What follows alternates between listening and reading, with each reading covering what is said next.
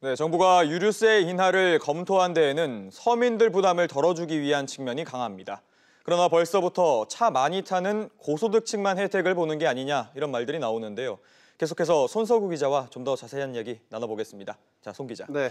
과거 유류세 인하 얘기가 나왔을 때도 번번이 이런 논란들이 있었잖아요. 네. 그런데 계속 이런 말들이 나오는 이유가 뭐죠? 유류세 인하분이라는 게 이제 일률적으로 적용이 되죠. 예를 들어서 계층마다 인하분을 달리 하는 게 아니라 똑같이 적용된다는 겁니다. 예. 따라서 절대적인 금액 자체로만 본다면 자동차를 많이 보는 사람들이 상대적으로 더 많은 인하 혜택을 받게 되겠죠. 네. 자동차를 많이 모는 사람들이라면 아무래도 서민층보다는 부유층이라고 보기 때문에 이 형평성 논란이 제기되는 겁니다.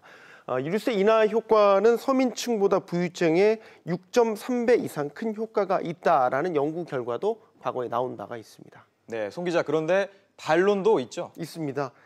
유류세는 이제 유류 최종 가격에 반영되는 일종의 간접세라고 볼 수 있는데요. 이 간접세라는 게 이제 역진성이라는 걸 갖고 있습니다. 역진성이라는 거는 소득이 낮은 사람이 더 높은 세 부담을 지게 된다라는 건데, 예. 따라서 간접세를 인하하게 된다면 저소득층이 갖게 되는 부담을 더 낮출 수 있다라는 논리가 성립됩니다. 유류세가 총 소득에서 차지하는 비중을 보면 그 기준을 보면 고소득층과 저소득층 간 인하 효과를 따지게 됐을 때 이 저소득층이 체감하는 인하 효과가 더 클 수 있다라는 분석도 나오고 있습니다. 네, 인하율이 10% 정도라고 하는데 이 정도 낮춰가지고는 효과 볼 수 있을까요? 뭐 내수 활성화라든지 소비 진작에 얼마나 효과가 있을 것이냐, 그 적정 수준이라는 게 뭐냐라고 본다면 그거 사실 판단하기 나름인 것 같습니다. 예. 이에 관한 뭐 정론적인 연구 결과라는 건 아직까지는 없는 상태인데요. 다만 최근 들어서 이제 국제 유가가 많이 올랐고 이 영향으로 국내 휘발유 값이 올랐으니까 올라간 만큼 상쇄할 정도의 인하율이 적정하다는 게 전문가들의 대체적인 의견이었습니다.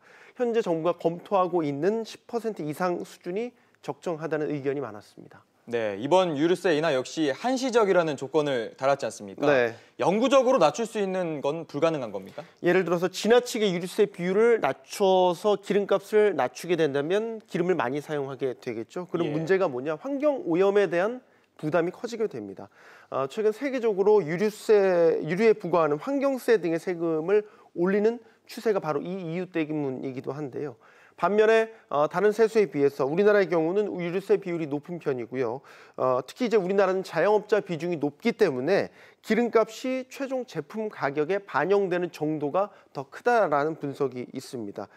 적정 수준의 비율을 항구적으로 낮추게 된다면 내수 활성화라든지 소비 진작 효과가 있을 것이라는 분석이 있습니다. 예. 우리 상황에 맞는 득실을 결국에는 꼼꼼히 따져봐야 한다라는 얘기인데 정부 입장에서는 또 손쉽게 거둘 수 있는 이게 세원이기 때문에 뭐 말처럼 세율을 낮추는 선택을 하기가 쉽지는 않을 것이다, 이런 시각이 지배적입니다.